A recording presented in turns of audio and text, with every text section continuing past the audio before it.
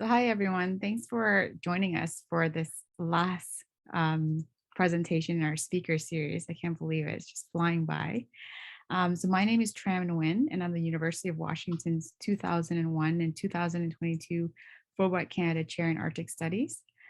This presentation is sponsored by the Canadian Studies Center in the Henry Jackson School of International Studies at the University of Washington, and with support from the Global Innovations Fund from our UW Office of Global Affairs. As Marion mentioned, this talk will be taped and become part of the Canadian Studies Center's Arctic and International Relations series and posted on our website. And today it's my privilege to introduce our final speaker, but very important speaker, Dr. Jeannette Armstrong. And the title of her presentation is Climate Change Impacts Indigenous Food. And Dr. Jeannette Armstrong is an associate professor in Indigenous Studies and the Canada Research Chair in Syilx Okanagan Philosophy at UBC Okanagan campus.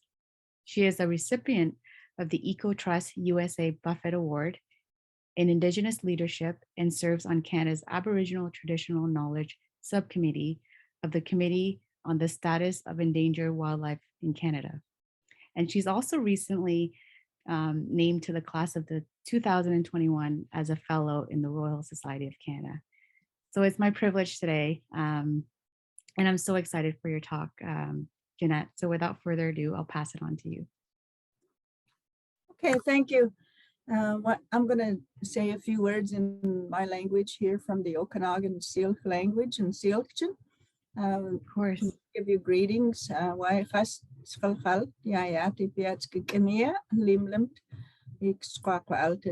I'm just giving you greetings in the language of this land. Where I'm from is the Okanagan Territory on the north side of the Washington state, and the Okanagan Nations communities. I'm at UBC Okanagan. That's where I'm speaking from.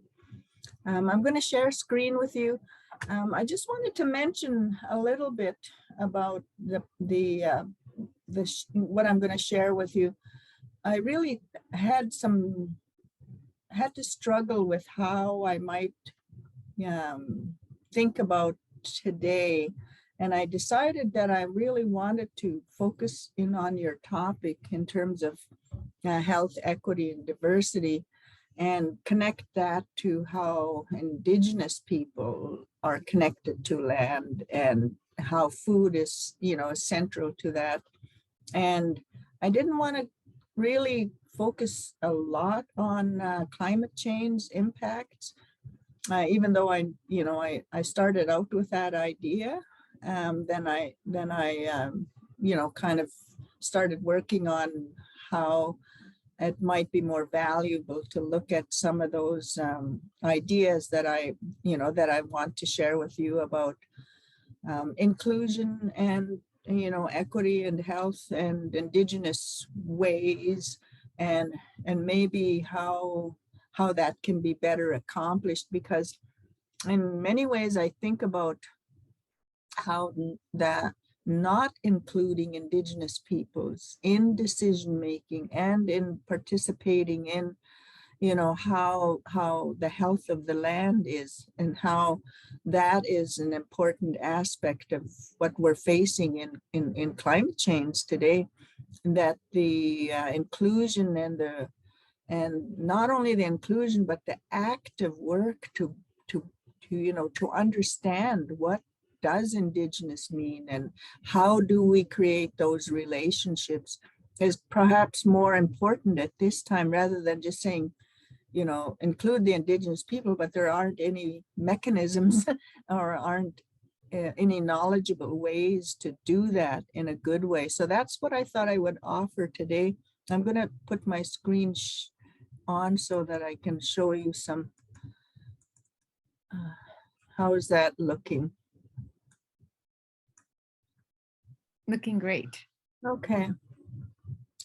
So one of the areas that I'm really, my research is really engaged in is looking at how we as Syilx people think about our connection, our relationship to the land, and how that forms a real basis for how our ethics are. So in terms of things we value, things we know, and things we are clear that need to be transferred to others. And the idea that the way our people think about it is that part of the responsibility of us as Indigenous people is not to be spoken for, not to be interpreted, but for us to say, this is how we think, this is what we know, these are the things you need to include because we know this land, we know this place, we understand what it needs. That's why we've been here that long. So that's kind of the beginning of the attitude that I wanted to go to. And I wanted to mention that Canada is a huge, huge area. And you can see these are all these different colors are different language groups in Canada. And the area that I'm from is this little Okanagan space right here, which extends down into Washington State. Right sort of in the middle of the bottom part of BC and in the middle top part of Washington State. So the Great Columbia River is our mother river and goes, from the headwaters in our territory all the way down, and through and opens out, in between Washington State and Oregon. And so my parents are from both sides of the border, from the Columbia River at Kettle Falls and from the Canadian side, or what's can be described as British Columbia. And so our language group is part of 25 other Salishan language groups, probably including groups in the Seattle area. And so that, those 25 groups evolved out of one older group, 10,000, 12,000 years ago, into these 25 different groups that occupy the Fraser River system and the Columbia River system, and all the way over into the Flathead territory in Montana. And I'm a fluent speaker of my language and an interpreter for our many ceremonies in our communities.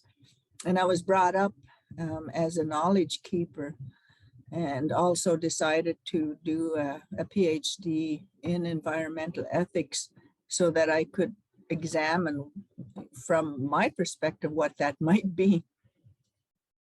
So one of the things I wanted to talk about is that this idea of relationship, to begin with, and this, when we talk about Indigenous, I think one of the areas that for me has always been maybe standing in the way of doing good work is the way that that has become a political designation by the colonial governments that, that settled here in North America and colonized our lands. So those designations could be a reservation, it could be a First Nation, and in the Arctic, of course, there are no reservations, but there are Indigenous peoples, Inuit and Northwest Territories in the Yukon.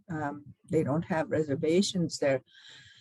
And in British Columbia, for instance, where I'm from, the territory is unceded, meaning there is no agreement with the federal government or with the Crown in any way. So that means what, right? And so when you say Indigenous, really, if you think about the political designations that have been organized, through war or through conquest or through, or through negotiations, through treaties, or, just not doing anything, like in British Columbia, not having any treaties in many of the places. The question in my mind is always Indigenous has to do with me as Syilx, what my people were and what they have been for millennia before anybody came and started, setting up all these colonial identities. But what it really boils down to is that relationship, the relationship that our parents and grandparents engaged in the land in terms of their practices and traditions. And most of that has to do, as you know, with food security and food sovereignty. The two different, maybe the two different ways to think about food security is having enough food, right? Having access to enough food. Food sovereignty is having the right and the decision in your own, on your own for the place that and the way that food is produced for you, or the way that you produce food for your family and your community, and without having it being regulated by external forces. So in terms of that successful interrelationship with place over a long period of time, traditions get built up. That's what traditions are. And those traditions have to do with how sustainable those places are.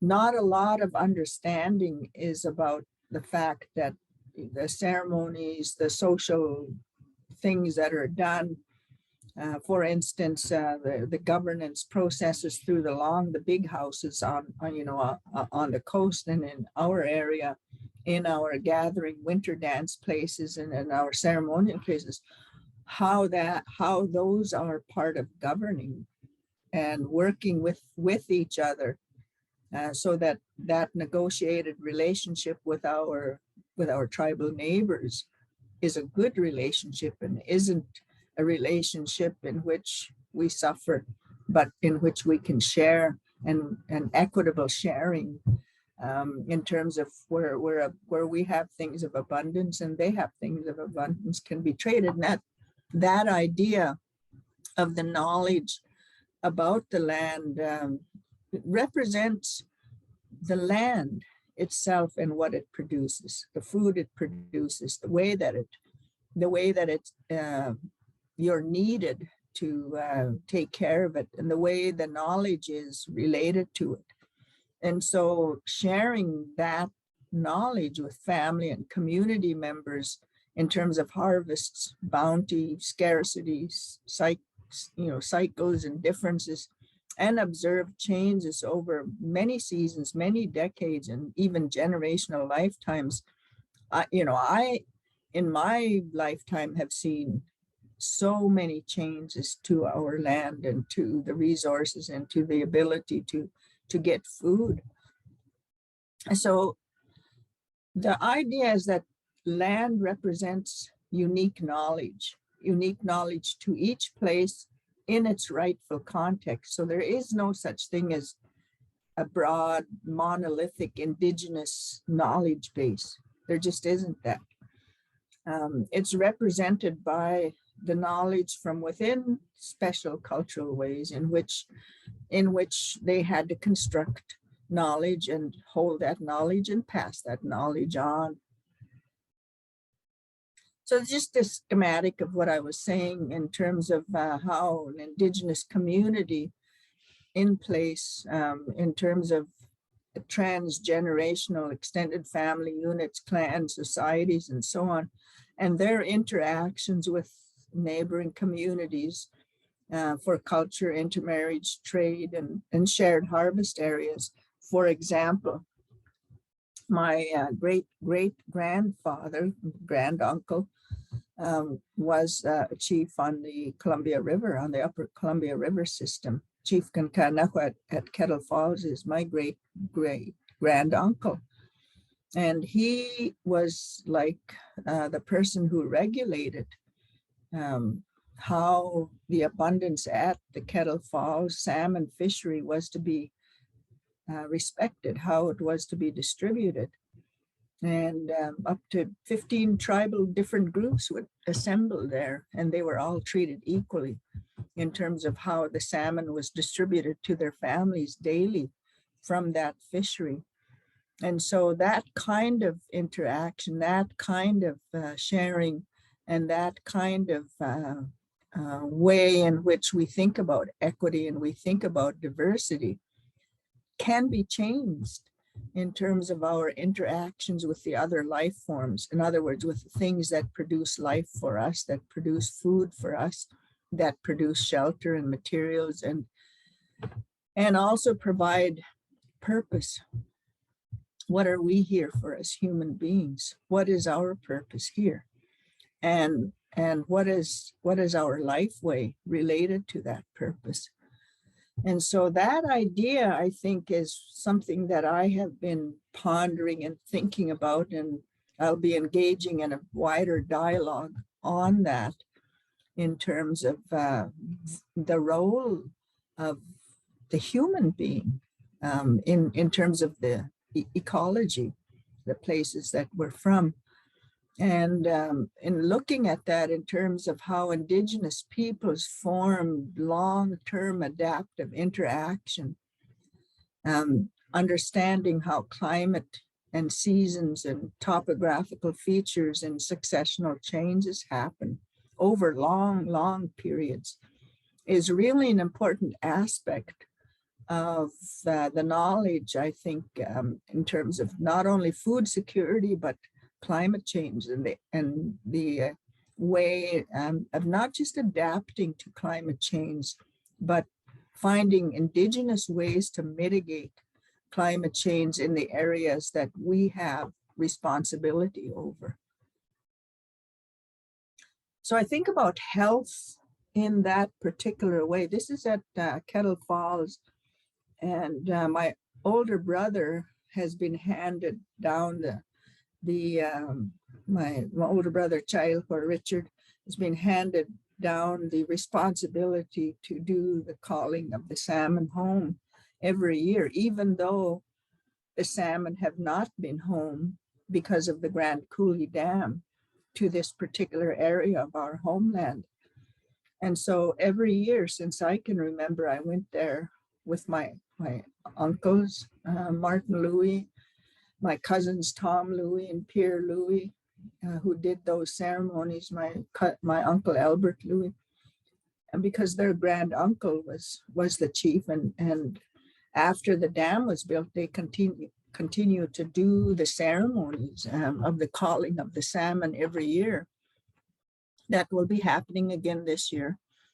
But the idea of health is not just based in the idea of illness in the way that Western thought about health is, because health is really thought about as intervening in sickness or in health or fixing something like that. Whereas health from the Indigenous perspective has to do with our relationship with our land, with our, what we call our Tamihu, the spiritual connection with the place that we're from, and our responsibility for making sure that it's going to regenerate itself, that it's going to be healthy.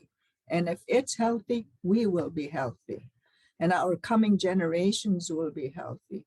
Well, we're in a time where that's not the case, because we don't have the ability to change everybody other than through doing these kinds of talks.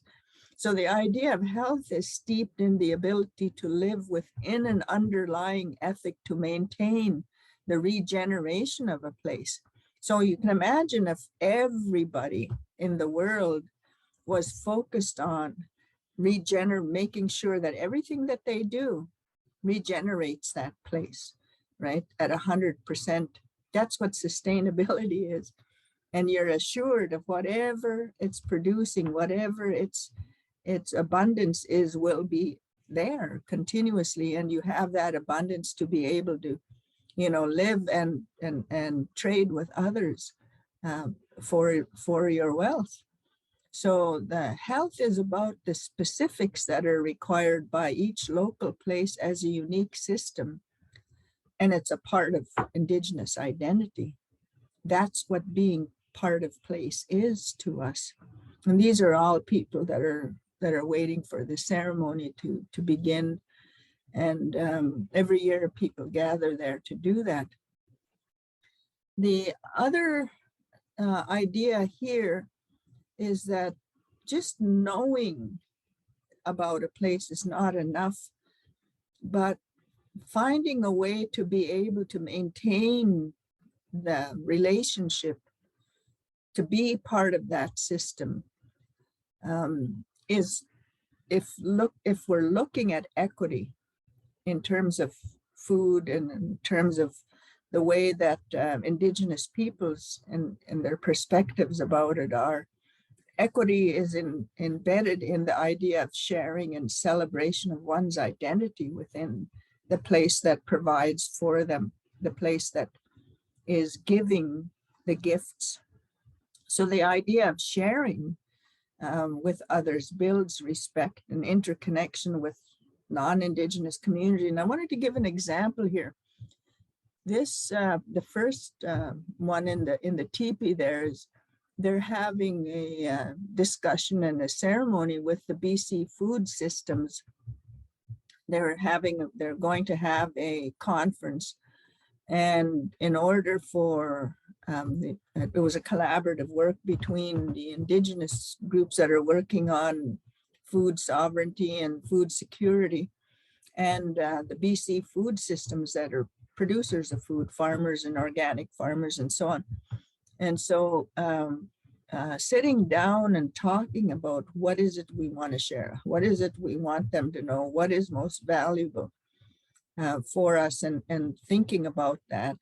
So that idea, in looking at this picture on the left, this idea is part of our Syilx ethic as a people that really worked hard in the last 25 years to replace the salmon, the sockeye salmon that were dwindling and dwindling because of the 14 dams below our border in Washington state that prevent those salmon from coming into the Okanagan River, which is, you know, part of the Columbia River system. The Okanagan chiefs from our 7 bands said, we just have to put them back, and we have to work with whoever we can work with, however we can do that. So they started working by inviting everybody out to the river, all the people from all the federal government levels, all from both Washington state and the Canadian side in British Columbia, and working with them and you know, just saying, we want to put the salmon back. What do we need to do? Where do we start?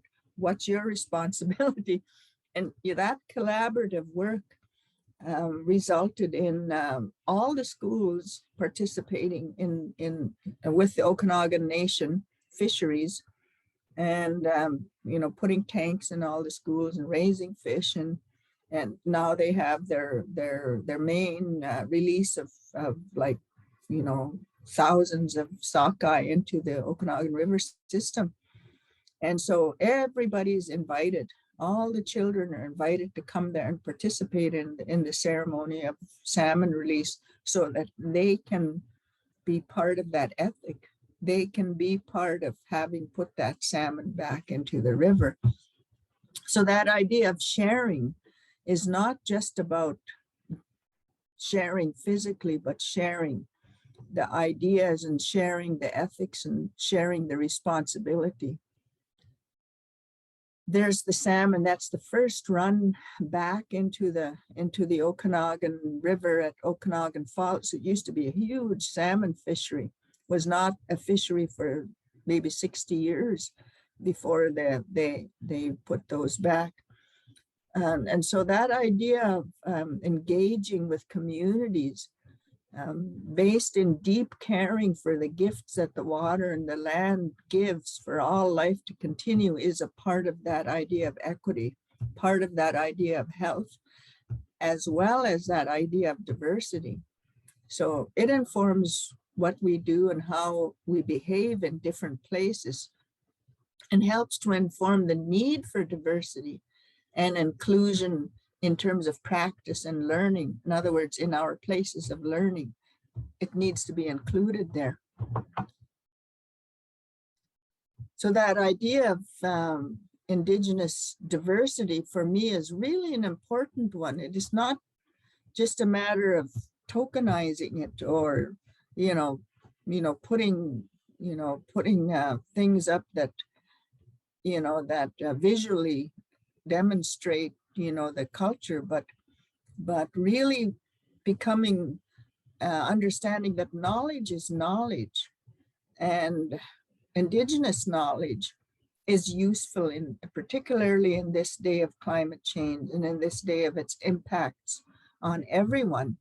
We're getting impact. Everyone is getting impacted by the fires, by the floods, by the unseasonable weather patterns, all of those things, and by the invasion of different kinds of, invasive species and insects and diseases, these viruses that are breaking out.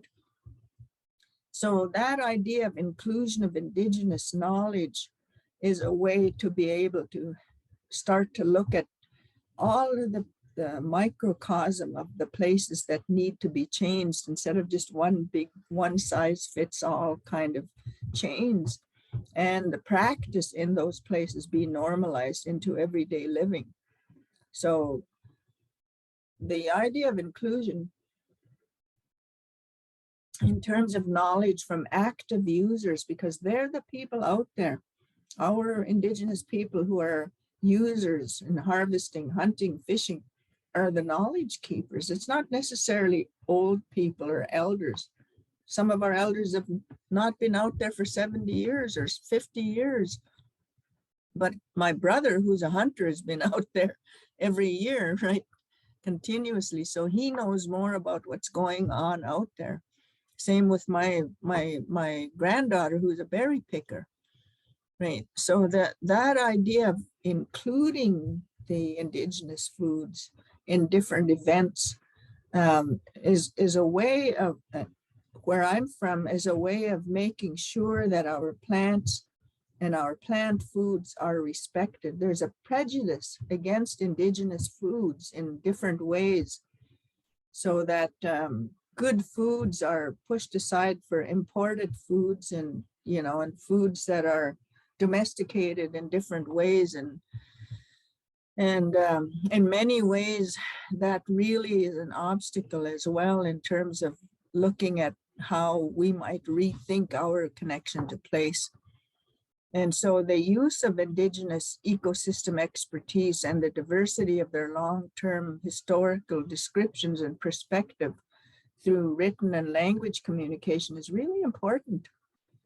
And of course, the specific locations held in knowledge in the diverse roles of men, women, and young new knowledge keepers is where I think the focus really needs to be. And that's anywhere from the Arctic all the way, everywhere in the continent. I just wanted to give you some examples here. This is my granddaughter. We're out root digging with some of the younger ones there, and then we've taken all the children out to pick berries here. We're digging roots here, but just going out there and understanding these different conditions, these different species interactions, and the different knowledge of these different things isn't just about us picking berries or digging that root. My granddaughter right there is managing the natural resources section for the Penticton Indian Band, in terms of understanding all of our territory, because she's been out there since she's a child, like these little ones here. She knows the insects, the birds, the reptiles. She knows all the kin systems of plant communities that grow and where things, are invasive, and all of that area. All of those areas that are necessary for the kind of mitigation and regeneration and protection. Because the Okanagan is one of the areas where there's a lot of species that are at risk. So she works continuously in that area. And that, I think, is really an important thing to understand, that connection between the traditional harvesters and the traditional land users is really an important way to maintain total connection with the land.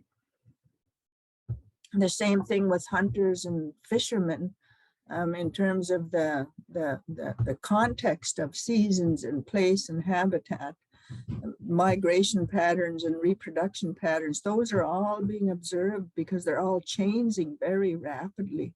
These are my grandsons. They're gaff fishing at Okanagan, at McIntyre Falls. And it's just, a way of reintroducing them to be able to do that and to be able to be connected to their salmon, to their ways and to their understanding of who they are and their identity. This is my grandson here. He's learning how to cut salmon, and we're, that's for the smokehouse.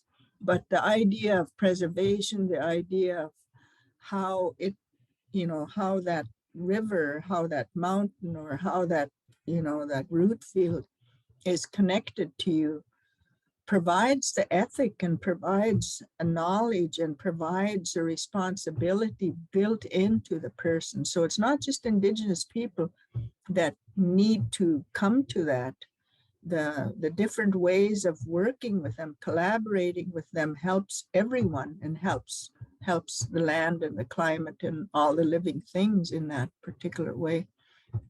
And the same way with crafters. This is at our cultural center, the Inalkin Center.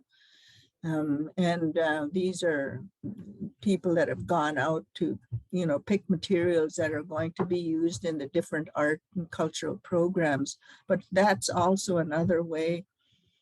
If it isn't about food, then still learning about the land, knowing about the land and being connected to it intimately is an important aspect of that. And also the in-depth and specialized expertise. Here we have, these are Syilx biologists working in the Okanagan Nation fisheries, and elder traditional knowledge keepers are discussing the reintroduction and the bringing back of the Chinook salmon and their genetic traits for ATK gathering. And I was fortunate enough to be commissioned by the federal government in my position as an ATK, Aboriginal Traditional Knowledge Keeper in the federal government circle on species at risk. That's what this COSEWIC stands for.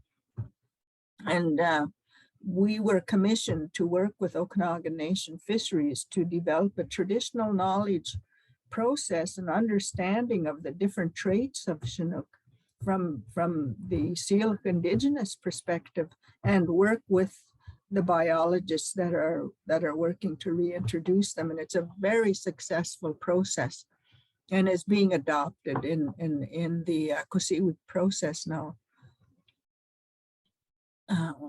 And also the special knowledge capacity for medicines, for instance, and the special protections that need to be included for the social health and well-being of people who are medicine keepers in our communities, because we do have those. This is my daughter and my granddaughter again, and they're processing a medicine there.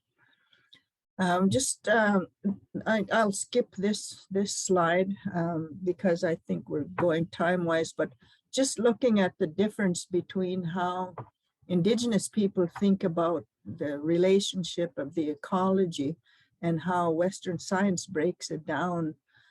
There are a lot of ways in which though they can intersect and work together, and they're not separate in terms of knowledge, but enhance each other.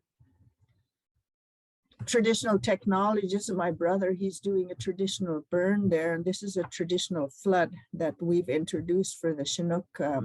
For the young Chinook, we had to raise money to purchase land to create this flood pond for Chinook rearing, for the first year rearing ponds for them. And this is a restoration area for the riparian zone right next to that flood area. So that those kinds of technologies are available as well. And this is just the salmon. You can see the little tiny salmon being released, and another photograph of everybody there, and the fish, little fish buckets being unloaded from the trucks for the children to release. And there's songs and ceremony and feasting that goes along with that. And that includes everybody, non-Indigenous and the school children and everybody that wants to be there. And that's a good thing for each place.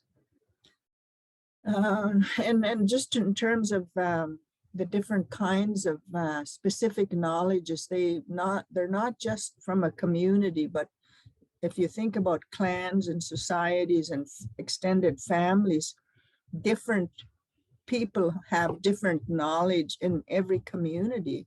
They don't all have the same knowledge, just like in any university, you have different departments, right? Different specialists, different expertise. So that also, that's me there with my granddaughter. Again, we're out picking huckleberries. I have 2 slides left. Some of these are guiding principles that I thought might be worthwhile sharing. That Indigenous communities are usually presumed to be the primary bodies to facilitate access. So usually the leadership in there will facilitate access, subject to local laws and protocols and practice. So every community is very different, and permissions have to be secured from holders of knowledge for inclusion of their knowledge in any activities, and Indigenous knowledge becomes public knowledge only with the approval of culturally appropriate ways. And that's very clear in terms of the legal structure now in Canada. It wasn't always that way, but it is now. And it's also in the academic description of the Tri-Council forum in which researchers are guided in their ethics requirements for doing research.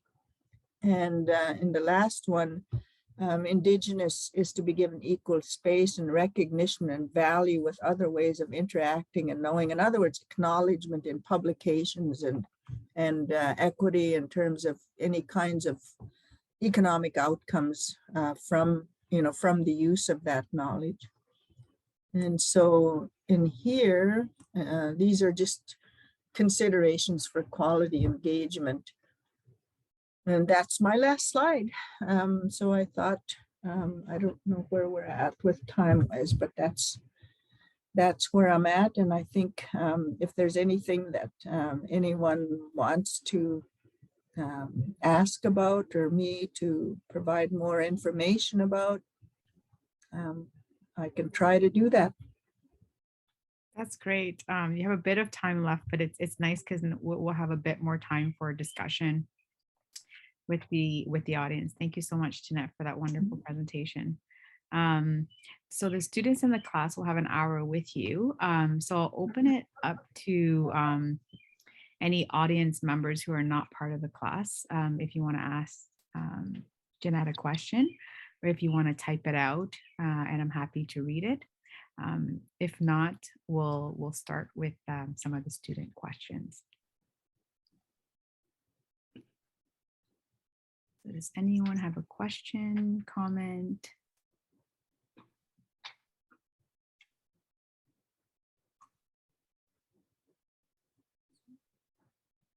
So I don't see anything in the chat either. Oh, Robert, go ahead.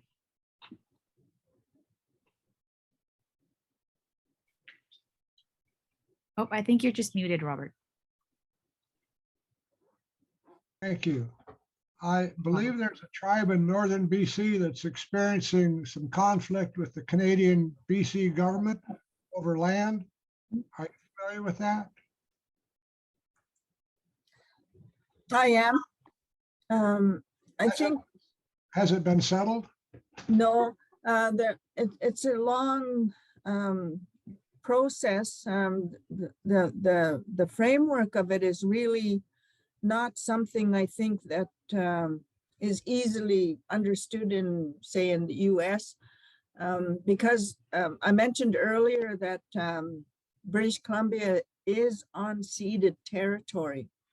And what that means is that when England first set up its colonies here in Canada and in the US, but then the US, of course, went to war with the English and the independence thing from them, because the 13 colonies originally were English.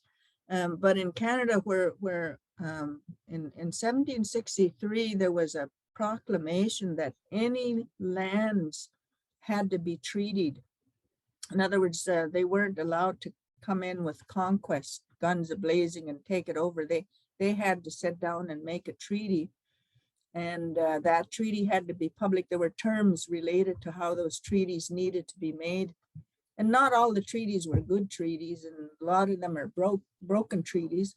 But as Canada became Canada, because it was colonies before, and the idea of the provinces, the idea of the federal government was within the Royal Proclamation and within the Confederation, there was a requirement that was created to make sure that those treaties were followed, so that no land could be occupied by settlers without a treaty with the Crown, and without the Crown implementing that treaty. And so when Confederation happened in 1867, in other words, the colonies confederated under one legal law, the Constitution. One of the requirements, Article 13 of the terms of uniting, the terms of the Union, said that the federal government had to make a treaty with all the different Indigenous nations in British Columbia for it to become a province. And because at the time it was a colony, a new colony of British Columbia. And so they agreed to that, but they never did follow through with it. No, very few treaties here in British Columbia. I think only the Nisga'a Treaty and the part of Treaty 8 up in the northern part of British Columbia happened. So what does that mean legally? Well, that means that they still have to complete that before they go ahead and and do things like put a big pipeline through or destroy things. And so that's the issue. Even though those same people, the Delgamuukw people, the Gitxaanwitsowitin people, or who you're talking about, those same people took Canada to court, Supreme Court, and they won the decision and the Delgamuukw decision, saying that they had title and they had rights. And then the recent case in the Chilcotin that ratified that, yeah, the title exists. The province doesn't have title, never did have title, and the only way it could have title is through a treaty process. And still there's the push of the pipeline through their territory. So the problem is this: Canadian government in British Columbia created reserves. They're not called reservations, but created little tiny reserves, little spots of land but no treaties in terms of their territory. And so now it's saying that the elected chiefs of those colonization reserves that Canada created are the ones who can make the decisions about the territory. And the hereditary title holders of those areas that went to court in Delgamuukw and identified the fact that they are the title holders, the government is not recognizing them as the leaders and as the people who can say yes or no. And they're working with the elected chiefs within the band structure. So that's where the tensions come in internally there. And so the government, is going ahead. The Trudeau government, when the pipeline started, I guess the money backing it started crashing and pulling it out, they decided that they would purchase it. And so now the federal government owns it, and they're saying that pipeline has to go through. So there's some real serious issues in relation to how governments impact in their decision making, how they impact Indigenous rights and title. So I don't know if that answers your question, but it's Yeah. it's still going on. Yeah. Thank you very much.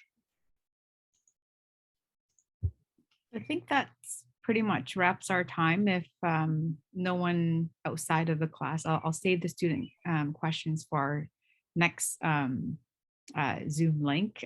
Jeannette, which you have the second one. So with that, if there are no other questions, I will wrap up the speaker series. And I'd like to thank you again for your wonderful presentation and for joining us.